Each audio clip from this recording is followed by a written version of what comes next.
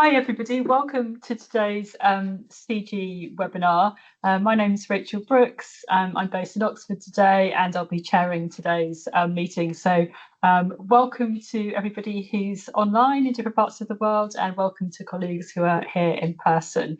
And a big warm welcome to Vera Spangler, who's our presenter today. Vera is a PhD student in the Department of Sociology at the University of Surrey in the UK. And her doctoral project is a three-country higher education ethnography examining knowledge legitimacy and the role of international student mobility in the reproduction of global hierarchies. And that's what she's going to be drawing on in her presentation today. But alongside her doctoral work, Vera is co-convener of the Research with International Students ECR network and activity coordinator of the Reading Group, as well as co-convener of the British Sociological Association Postgraduate Forum. So thank you very much for joining us today, Vera. And Vera's going to talk for about 30 minutes, and then there'll be plenty of time for questions and discussion at the end. But as usual, please do feel free to put comments and questions in the chat as we go. So I'm going to hand over to Vera now. Thanks, Vera. Thank you, Rachel.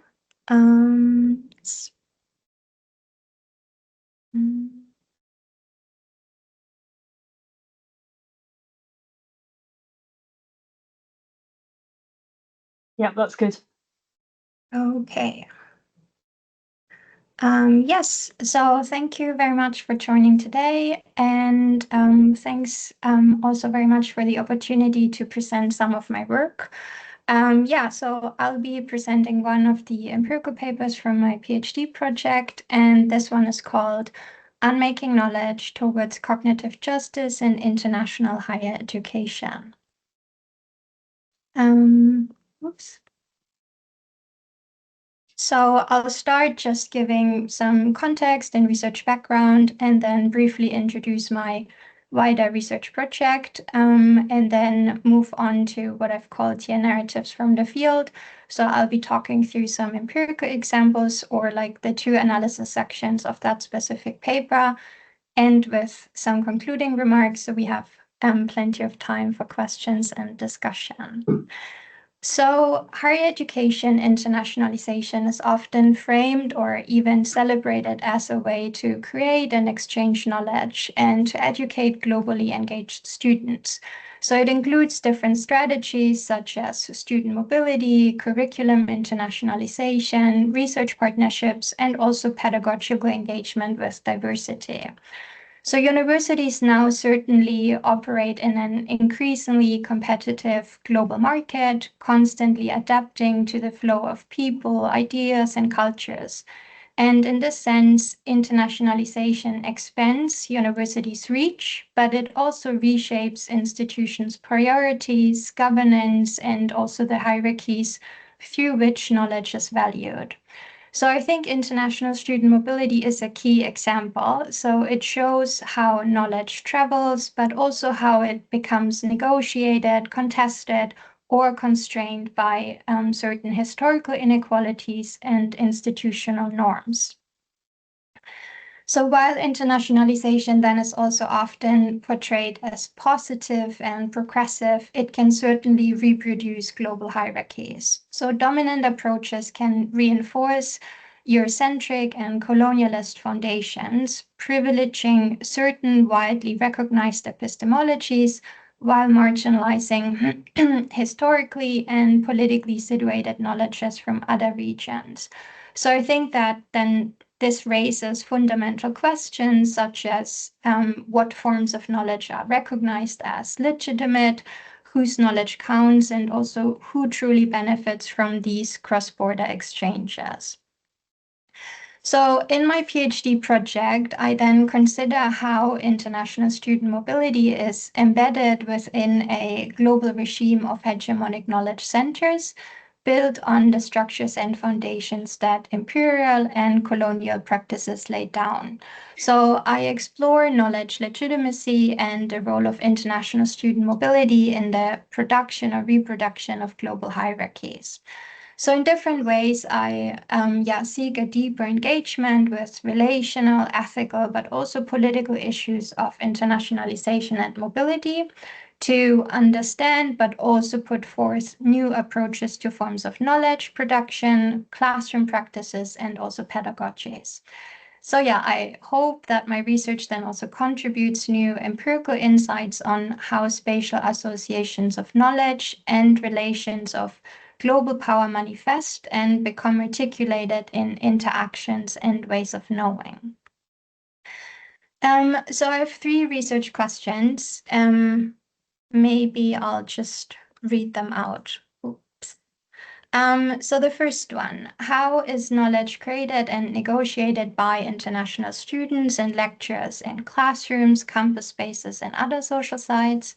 How do international students and lecturers engage with pedagogical approaches, disciplinary norms, and language as distinct but connected aspects of everyday classroom practices?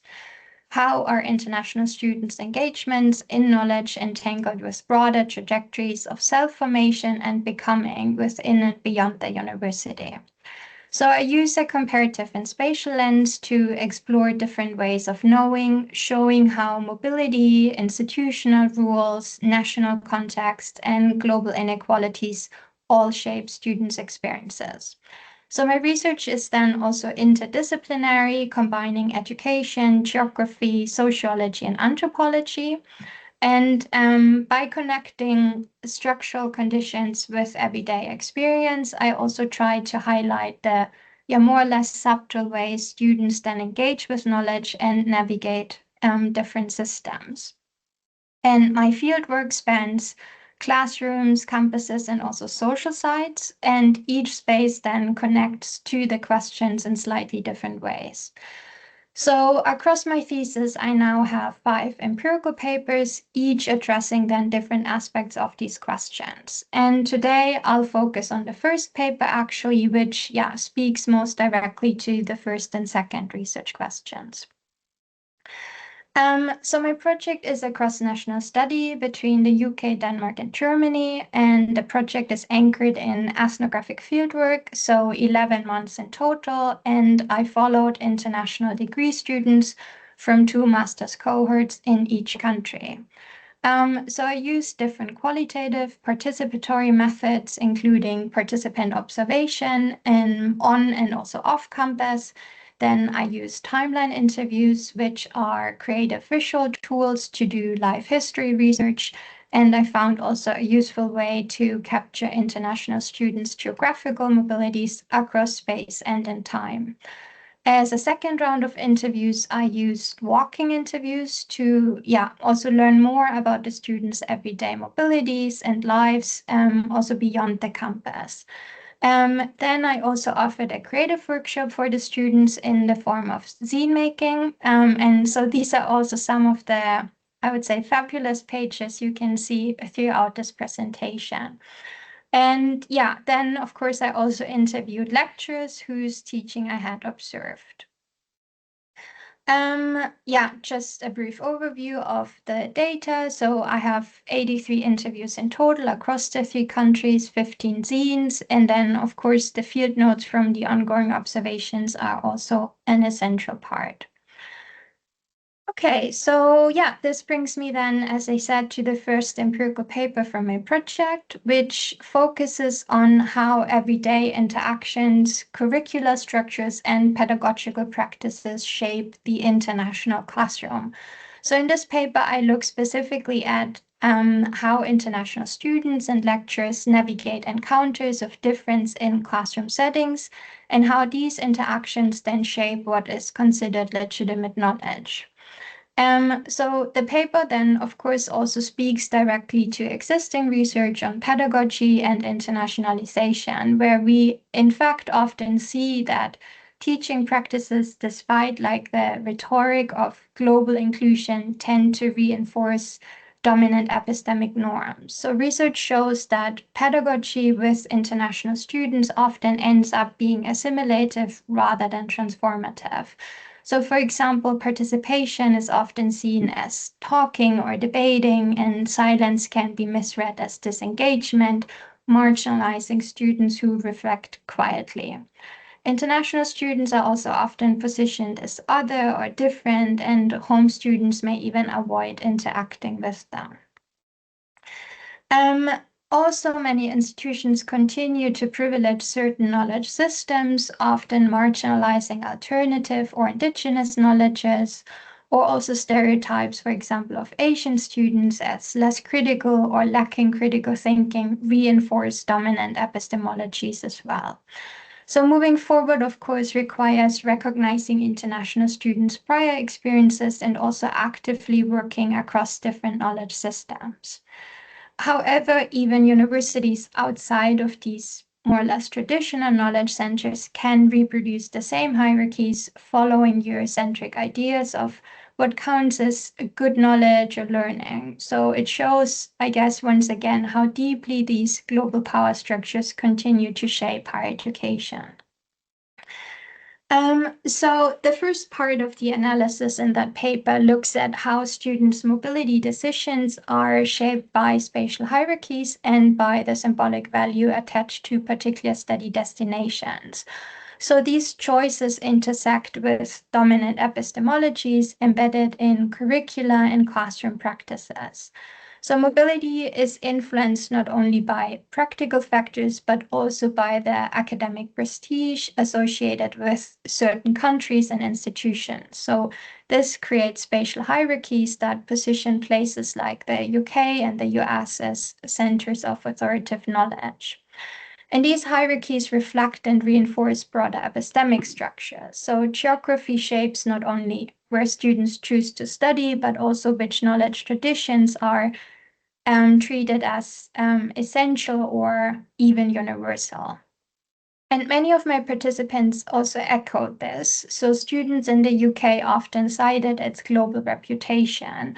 Those in Germany and Denmark tended to rely also more on personal networks or, of course, easier movement within the EU.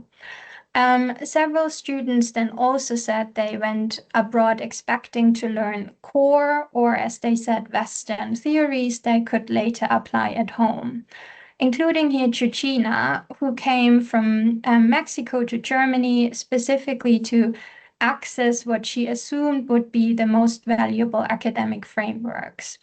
However, then her experience, particularly as she said, the assigned readings in class, unsettled that expectation. So in one of our interviews, Chuchina mentioned, I'm definitely critical about the Western idea of you should be developed this way. We have this confrontative or these two paradigms against each other, which is like indigenous as traditional and modern as Western, which we should go modern. So that's why now again, I really value some things that Mexico has or in general Latin America has.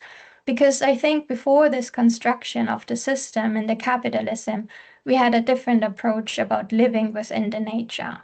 So I'm really critical, and sadly now I'm here. I wanted to be part of this. So I think her case shows how mobility can both affirm and disrupt ideas about where like valuable knowledge comes from. So by encountering diverse perspectives in her courses in Germany, she actually then began to rethink established frameworks and to see also how different ways of knowing can coexist. And this, more or less kind of critical reflexivity was particularly evident among students studying in Germany, where course design encouraged active participation in shaping knowledge production. So case studies were often student selected, and seminar structures allowed students to contribute to lesson planning. So each week, students delivered presentations on self-chosen topics, integrating then also examples from their home countries and literature beyond the prescribed syllabus. Although, as Jeffrey here notes, the primary theories reflected established hegemonic frameworks, students were given opportunities to broaden their scope and incorporate different sources. So Jeffrey said, I think other things are definitely included. The underlying tone is still Western. The base case studies for our own readings would usually be like Germany, UK, US. But I think due to having such an international class, we automatically lean towards our own countries or to other countries.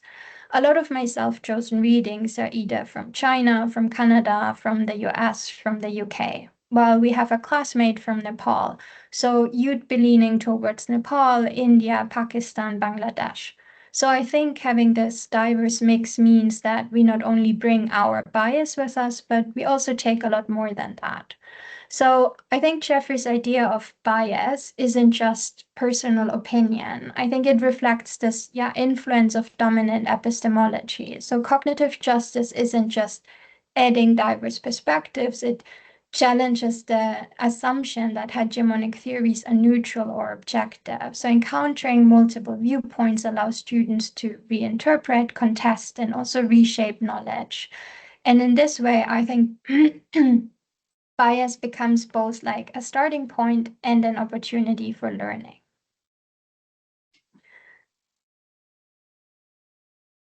In Denmark, lecturers mentioned also wanting to include international perspective, but most discussions and course content still focused on Danish examples. So there was also less exposure to different ways of thinking or perspectives from other parts of the world. As also here, Elen, a student from Germany studying in Denmark, she, for instance, mentioned, I have the feeling that there's a strong focus on Denmark, which I sometimes find quite unfortunate, or on Europe in general. Honestly, I find that quite frustrating because you're in an international program and think you're going to learn more about international contexts, but you don't really. And regions like Asia, for example, aren't really addressed, which I also find a bit unfortunate at times. So in the UK, curricula and theories were then also more centered on dominant contexts, making it then also harder for some students to connect material to their own lived realities. So Lily, for example, a master's student from Malawi studying economics in the UK, wanted to study abroad to change policies back home. So in the beginning of her studies in the UK, in our first interview, Lily mentioned, my vision is really to change the policies. We have amazing policies, but implementation is a problem, which is why we're all coming here getting educated. We don't know better methods of doing things. So many have migrated, so many are here in the UK. So over time, she then realized that the economic model she was learning didn't really fit Malawi's situation. So after a few months in our second interview, Lily then mentioned, the Malawian context is very different, but it's not so different because we're still colonized by the British. Our country is in shambles because of the economic state. When you read the theory here in the UK, it'll work because you have all these other structures. Just taking it into our context, you stress the whole system out because our fundamentals and structures are not really as strong. So I think for me, that's where the mismatch is. It's like an invisible hand plays something tricky on us. So Lily actually connected this mismatch to the broader political economy shaping Malawi. So noting that institutions such as the IMF and the International Monetary Fund continue to influence domestic policy in ways that mirror the assumptions embedded in her UK coursework. So from her perspective, the policy advice promoted in class mirrored also the same assumptions that international missions bring into Malawi. So assumptions that simply do not align with local institutional realities. And I think also in ways this reflects a broader pattern in international higher education. While marketed as global, curricula often assume the dominant context as default, so requiring international students to adapt rather than engaging in reciprocal dialogue. And so it's also that students' own perspectives and the realities of other countries were rarely included in classroom discussion, while then learning also doesn't always translate into practice.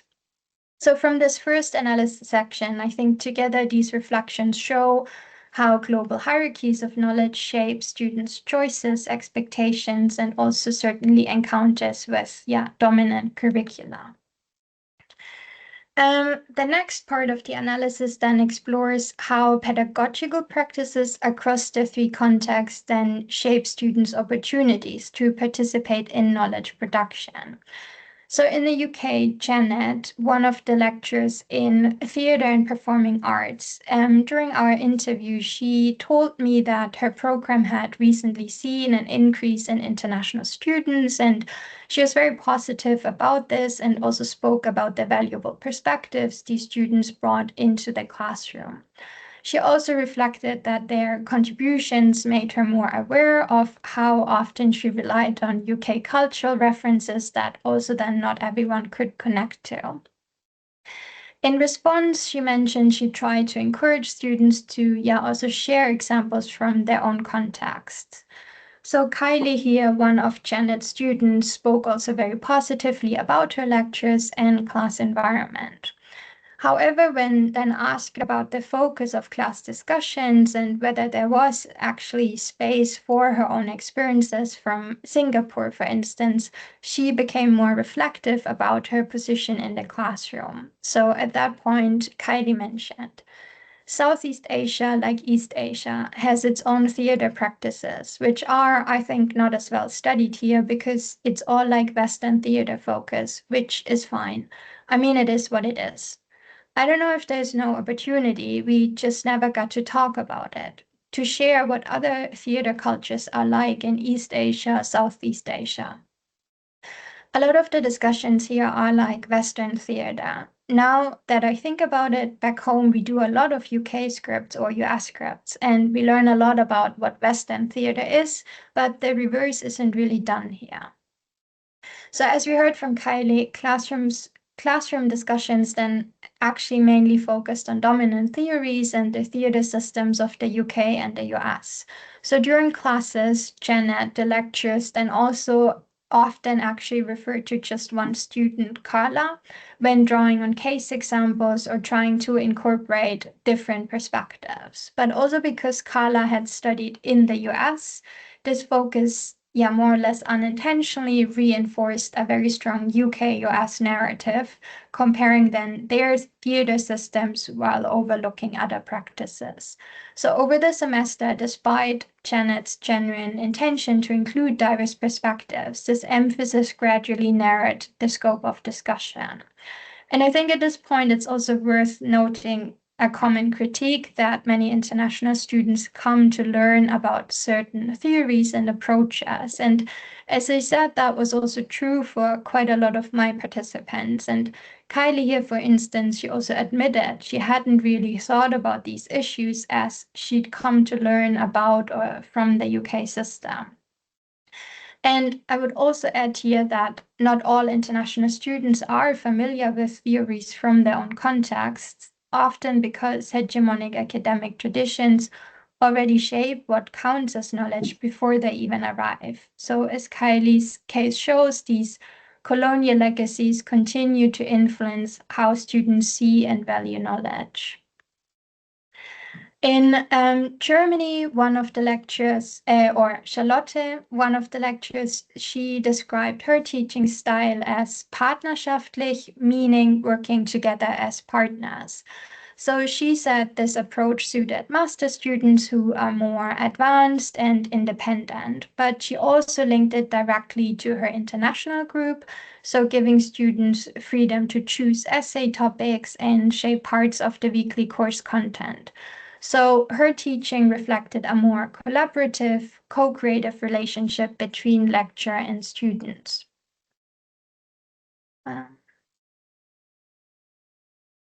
Sorry, I just...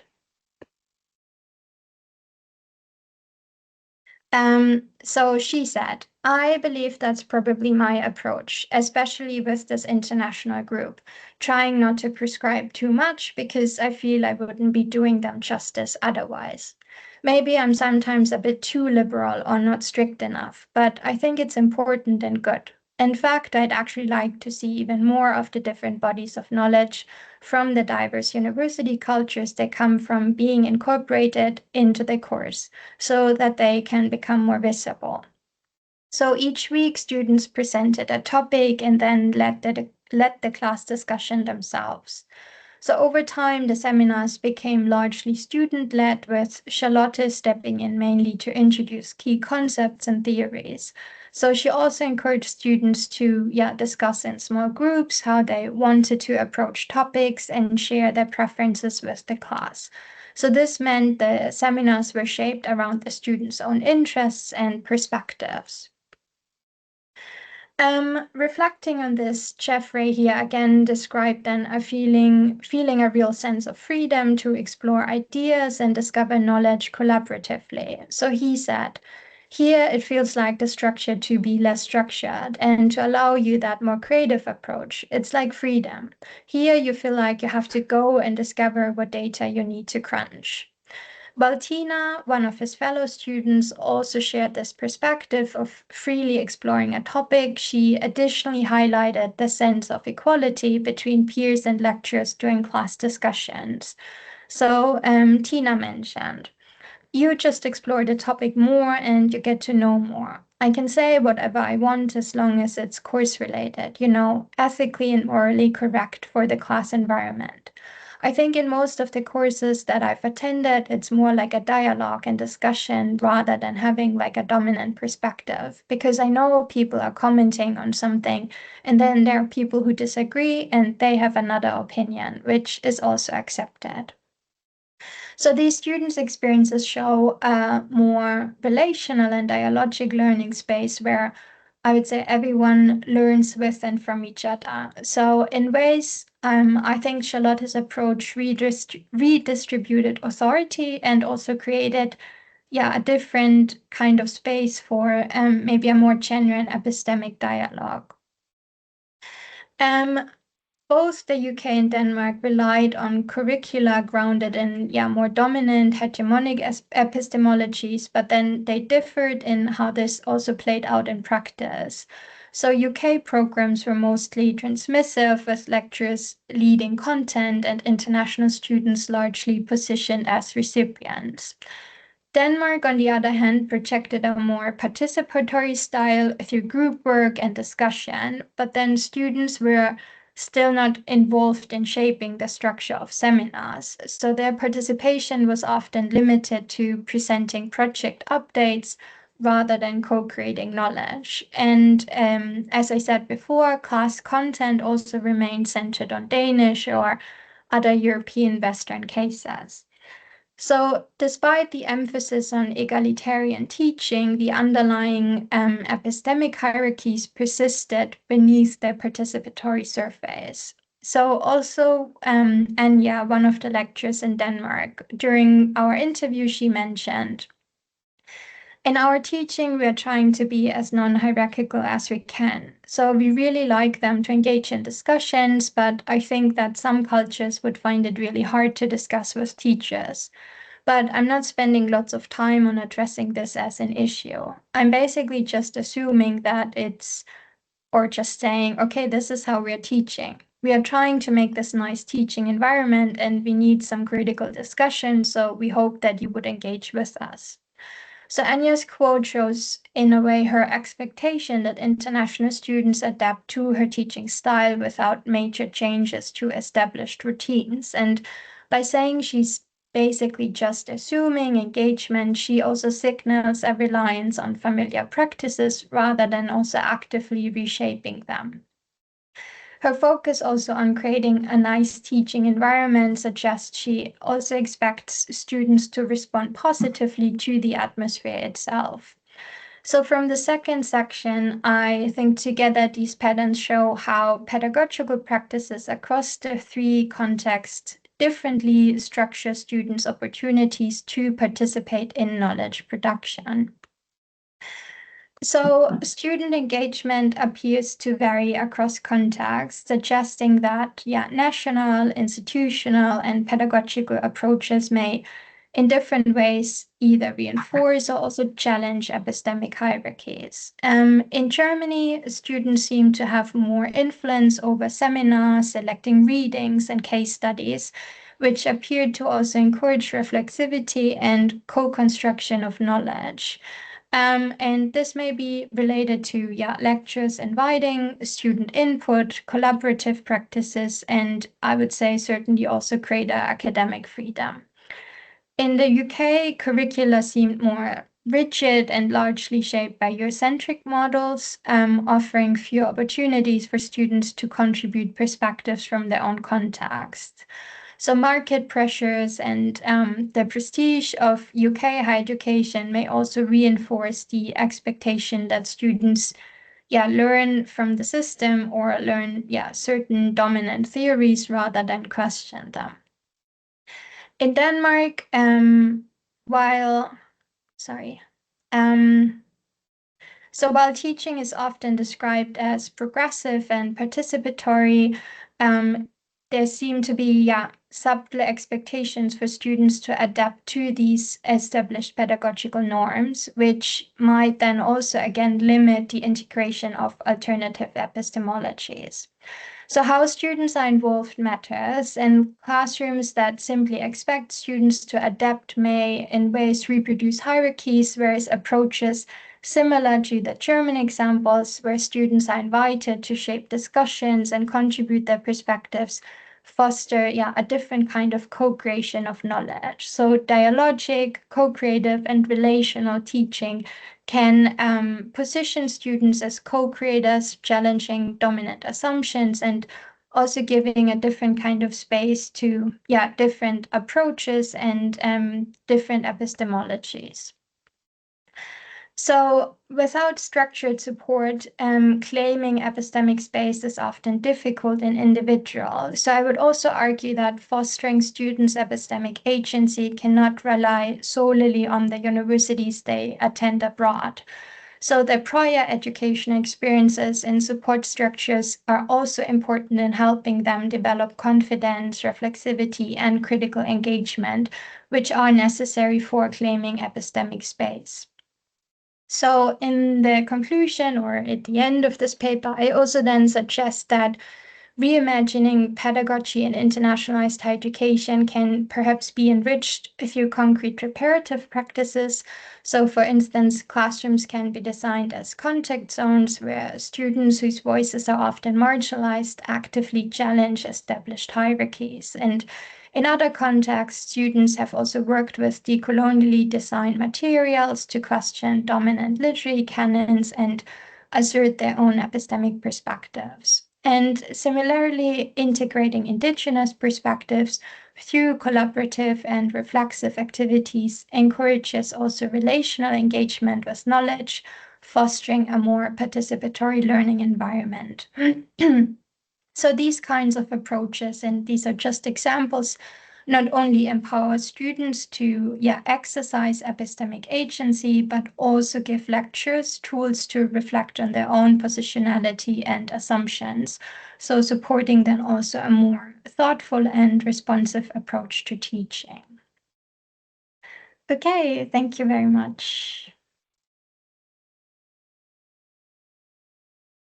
Thank you so much, Vera. That was a fascinating talk. I'm sure there are lots of questions, and there's one already on the chat, so I shall start with that. Maria Kariba, would you like to ask your question? Let me just see if I can unmute you. There are lots of people here, so it's Maria, can you unmute yourself? Are you able to do that?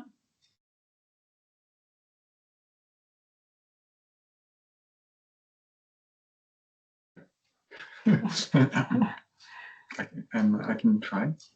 I almost found her, but then my computer jumped around somewhere. Let me. I think I presented it. Oh. Joys of technology. Now again. Great. Oh, great. Thank you, Maria. Do you want to go ahead with your question, please? Yeah, absolutely. Think is super interesting. I'm a PhD part-time student myself. So kind of a lot of this resonated in the UK. A lot of this resonated with me quite a bit. I also work full-time for Future Learn. We have online degrees, and I attend these sessions because I'm interested whether online degrees are ever considered as part of research into kind of topics like you covered. So I'm thinking whether you were expecting to see similar themes or patterns in online degrees, because those are even more heterogeneous in the sense that you will have not only people from different countries, but you will also have people with completely different lived experiences, people working full-time, people only starting their journeys, and kind of how you feel that would manifest in that space. Well, thank you for your question. I'm not really sure. I think, so you mean students then who study from their home countries online? Yeah. Well, I think in terms of patterns or conversations, what would happen in the online classroom, I think probably that would be quite similar, I would assume, but also then depends on when we talk on pedagogies, okay, what's the approach online and what engagement do students have? And I mean, you can do similar things with the syllabus and course readings and things. And what you say with people like with their everyday lives and working next to their studies and things, I mean, that was very similar to the students I followed across the countries. And in another paper or part of my PhD thesis is also, as I said, with the walking interviews and doing observations, it's also the students' everyday life. So their jobs and work life or family, some had children. So that all plays into them being students. So it really depends on like the online program and things. So yeah, I don't know if that answers your question. Okay, yeah. Thank you very much, Maria. We also have a question from Lei Shu. I think I've unmuted you, Lei, so hopefully you can ask your question yourself. You need to unmute yourself as well now, I think.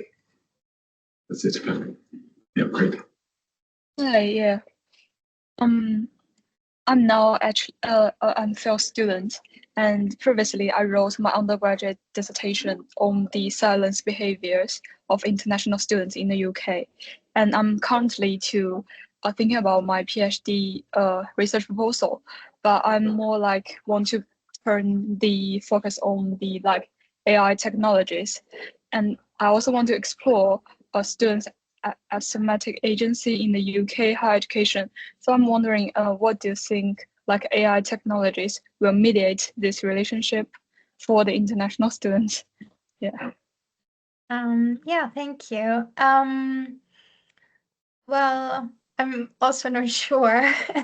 I think also just coming to my mind is maybe the aspect of language. I think AI can be quite helpful. Also, I mean, I'm an international student myself, so I also think it's so much easier now to use AI also for maybe grammar corrections or things like that. So, and I think that plays into some kind of epistemic agency as well, or translating also texts and things like that. But other than that, I think just also from my own experience of maybe teaching and AI and all of that, I think it's a big and tricky question in terms of then maybe also in relation to knowledge production and things. So it's really where is this all going, or what kind of knowledge production is actually happening and in higher education in general. Yeah, sorry, I'm really not an expert on No, AI. it's all right. Thank you so much. Yeah, I really found very useful for this lecture. Yeah, thank you. Thank you. Thank you very much. Now we're going to go to David now, who's in the room, who's got an in-person question. Hi, Vera. That was really great. Thank you very much. It was very helpful to have a really grounded account of pedagogies in 3 different international sort of student contexts. And the questions I had for you were sort of to start with a bit empirical, which were, to what extent can you tell us how you chose which courses to sort of interview students on? Because clearly courses vary enormously in the role of the canon and in the way in which certain types of knowledge is organized. And then related to that, could you tell me a bit about whether the size of the course cohort shaped the pedagogy? As in, are some courses bigger than others and therefore more structured?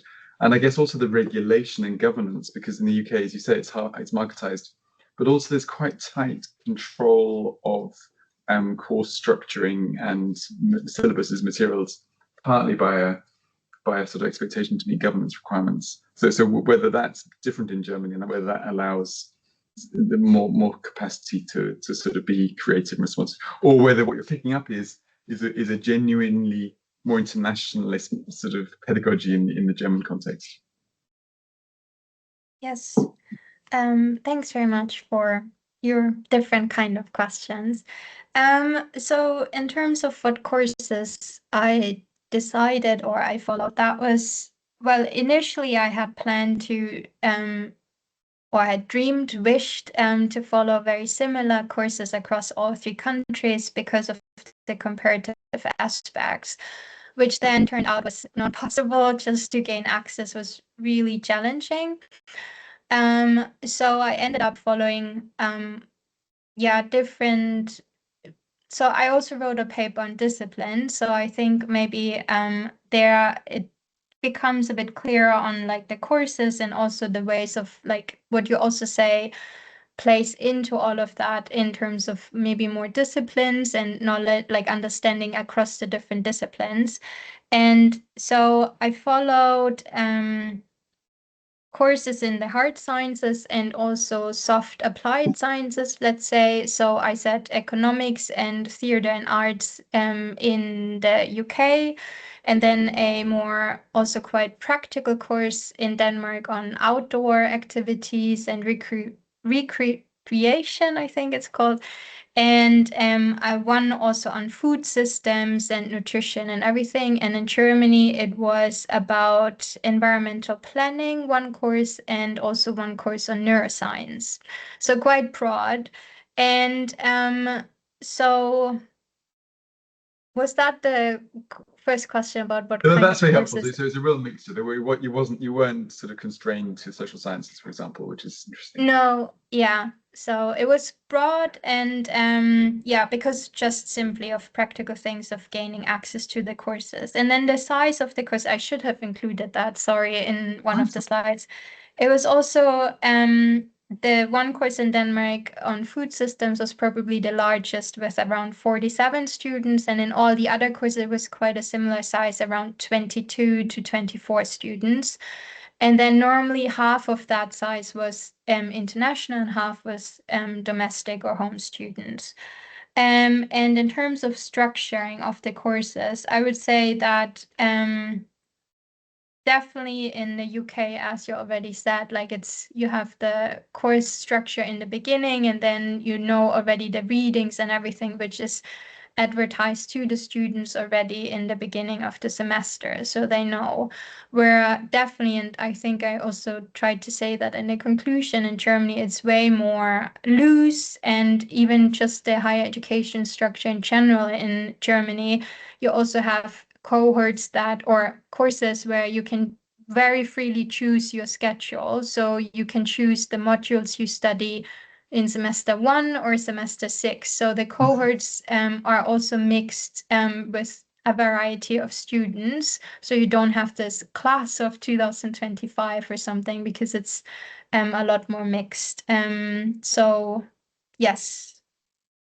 So that's interesting. So that allows for a more responsive pedagogy and perhaps a more just one. That's really helpful. Thank you so much. Thanks, David, and thanks, Vera. Dabika, you wanted to ask a question. I think you should. Oh, not online. Yeah, I just found it like better to take notes. Do you feel free to ask your questions? On there and Everyone can hear you. yeah. Okay. Hi Vera. That was very exciting, and it was honestly the kind of research that you want being done right now on pedagogies in light of what's happening in the world. So thank you so much. It's such a great contributive piece. The question that I had was relation to contribution. In your eyes, what would be the ideal contribution you can make to policy and education through this research? What change do you hope to see in curriculum practices, pedagogy, generation practices? What would you like to see people do? Thank you. I feel like my Viva is coming up very soon, so I think that's a good practice. Well, I think actually with this paper, I was actually hoping that, because also through the interviews with the lecturers, there was actually none of the lectures had any kind of training or really support of teaching in an international classroom. So I actually had like, I'm also not meaning like I teased out some examples of specific lecture interactions, but these were just examples and not meant as like any criticism or something. It's so I really think the support structures need to change. So I also would hope that there would be more specific focus on like certain training and certain modules, or different kind of support for lecturers teaching these international groups or mixed group of international and domestic students. So I think I would hope for that. Yeah. Oh, that's good. Thank you. Thanks, Davika, and thanks, Vera. There's a question online from Jenna Mittelmeier, but she's in a noisy public place, so she's asked me to read it on her behalf. So she says, links to Davika's question. When I do trainings with academic lecturing staff about rethinking approaches with international students, a common response I get is that why should we change our approach when the main reason international students come here is to learn about pedagogies and curriculum from the UK? I wonder what your response to staff with that view would be based on your research. Oh, that's also a tricky question. Well, because also I think actually the lectures in my study across all 3 countries, I think they were rather open to teaching the international group, and also even while describing it as challenging, I think they were like also saying they would like to know better, or like do like get some support in certain approaches or pedagogical things. And I think a lot of it was also that they, over the years, they've also tried different things of maybe students could share more from their home countries, or grouping them in groups and mostly diverse and like all these things, but it was just whatever they thought, okay, let me try that. I don't know if it answers your question, but yeah. Thanks, Sarah. Thank you, Jenna, for your question. David, you put a comment in the chat. Did you want to follow up on that? It's interesting. I mean, I think Jenna's really right about the sort of attitudes of staff, but I also you can also see a way in which if students have got used to a certain expectation, then and that marketization also commodifies knowledge, such that, well, I've come here, you're meant to be teaching me, sort of thing. So that there is that also that challenge for staff, that they're being expected to deliver because there's a value on that product. But no, it's really, really interesting questions. Thank you, Jenna and Vera. Vera, can I ask a question on that to some extent? Because I guess it's about the tension between seeing dialogue as a really important way of achieving the kind of, I suppose, deconstruction of hegemonic hierarchies, but also your point that actually we need to recognise silence and a preference for silence on the part of international students. So how do you see that as a tension, I suppose? And if so, how would you reconcile it? I guess so, but also, I mean, that was from like some of the literature, but I also think you get that pretty much in any classroom, really. So I think it's just of like our approach to teaching and offering like a diverse spectrum on activities and ways to engage the students. And so I think also in Germany, you could say like the way they were teaching, like with a lot of presentations and student-led formats and all of that, that was also a lot of discussion and dialogue.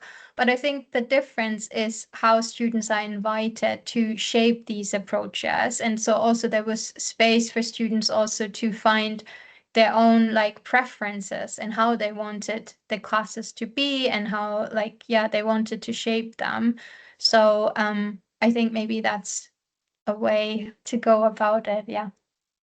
Great, thank you. And then there's a question from Colston. Sanger, Colston, you should be able to unmute yourself so that you have to ask your question. Yes, more on the same topic, basically. Yes, at my old university, we made a very conscious attempt to match the internationalization of our students with a similar internationalization of our staff. And I must admit, the students did not like it. As you've commented here in the chat, students were asking, well, why should I come here to learn about the approaches in my own country? I came here to learn about British or English approaches. So actually, it's not so much the staff that are against this, but maybe the students are against it. So it gets to be an interesting pickle. Yes, it is. And I think it's also not so much if yeah, certainly. I mean, as an international student, I also went abroad to learn about a new system and get like, or be engaged in a new academic culture and all of that. But I also think that this also shows to an extent, and I saw like, for instance, the example of Kylie also showed that of some students also coming with this very strong mindset, okay, I want to learn from and about that system, but don't really realize how valuable their own knowledge and their own academic culture and everything is that they bring.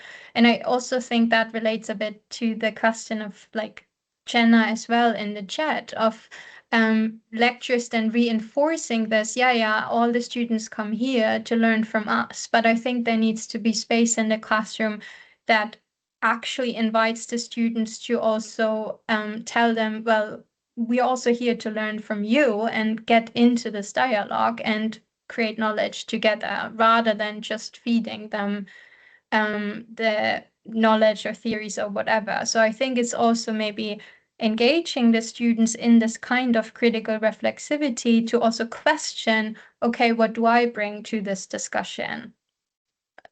Yeah. Thanks, Vera, and thank you, Colston. We've got a few comments in the chat. I'm not quite sure if they are questions, but I think Kavya's definitely is. So let's see if we can unmute Kavya.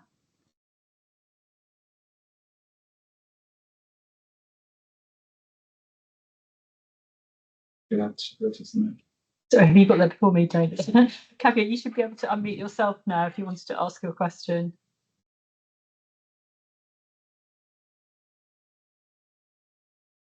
Can you do that, Kavya?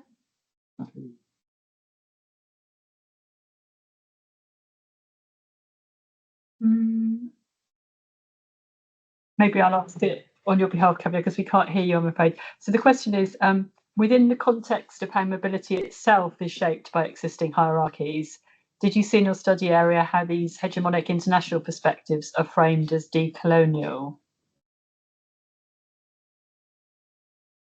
I'm not sure if I understand the question. Like,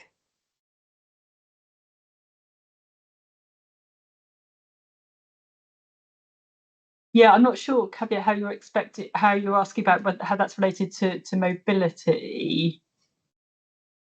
Are you able to join us to clarify that?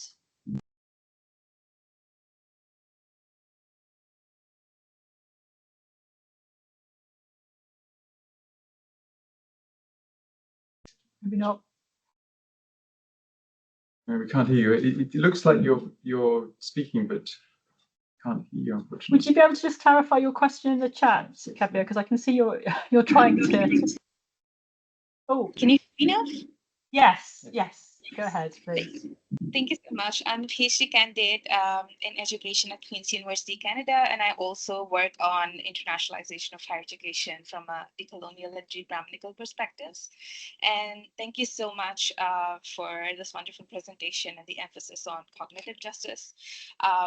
Well, like in my study area, I see that there are certain dominant hegemonic perspectives within even the international knowledges or epistemologies. So I'm trying to understand like whether you see in your study area these hegemonic international perspectives framed as the international perspectives and framed as the decolonial perspectives when they itself are hegemonic within their geographies. And I'm asking this question within the context of how mobility is shaped by the existing hierarchies within the geographies the students come from, who are able to be mobile to other countries, and so who are able to be representing their epistemologies or ontologies. Yeah, that's what I wanted to ask.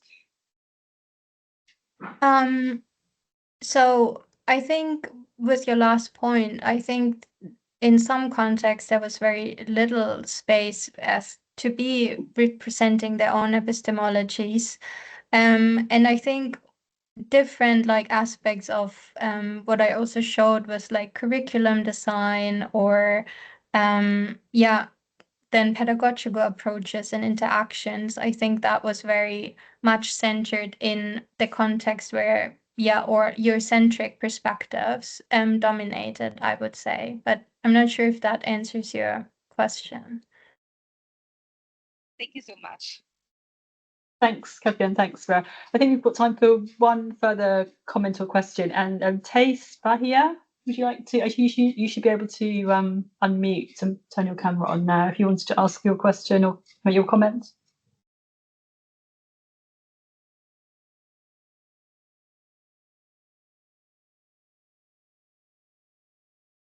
Professor, can I say something if they are not there? But I'll wait, yeah. Tace, can you unmute? Hello, good afternoon. Hi. It was more a comment because Jenna made me wonder because I'm researching about partnerships between Brazilian universities and Chinese universities from the colonial perspective, and it made me wonder because some of the educational system here in China is a bit different, but they have some programs focused on Chinese students, and then they have a different structure for international students. So the focus is different. It doesn't work for like Chinese students. For Chinese students, they're definitely focused on China. But for international students, they have, for example, Schwarzman, Yanqing Academy. They're really specific, and most of these students, they complain that, oh, I moved to China, to understand about this country, but every day I have debates about the American system or maybe UK, and they feel really frustrated about that because that was the point to come to here, right? And yeah, it makes me wonder about like to what extent we should bring diversity, and to what extent we need to understand why these students are coming to here. That there's something in the middle. Of course, we need to read other offers for different countries. It brings like more value to the debate, but also it's important to balance, right? Vera, did you want to respond to that at all? No, I definitely agree. And I think this entire conversation or like this point is also definitely attention, I would say, is also part of my research. Or also, I mean, we discussed the question as well of if then also my participants would necessarily in the end agree with my analysis or something. So I definitely think that's a valid point and part of this whole, I don't know if tension is the right word, but context or entanglement maybe. Why students go to certain places and this desire also learning from that context. And I'm not saying that you then shouldn't teach these perspectives, or you shouldn't teach in a certain way. But I think it's maybe more of the, kind of positionality or reflections on positionality of everyone in the room that needs to also happen, and kind of this empowerment also of students to also share their perspectives and knowledges. Great, thank you, Vera, and thank you, Tace, for that question and comment. I'm really sorry that we've run out of time now, because there are a few other comments and questions in the chat, but it is 3 o'clock now, so we should probably finish. So I'd like to thank Vera very much for that fascinating talk, and for everybody for coming along and your questions. So thank you very much. Do join us next week. Next week, Tanya Mednikova will be talking to us also about international student mobility, but the title for her talk is The Impact of Study Abroad on Russian Young People's Understandings of Democracy and Aspirations to Engage Socio-Politically. So please do join us next week. Thank you, everybody. Bye-bye. Bye.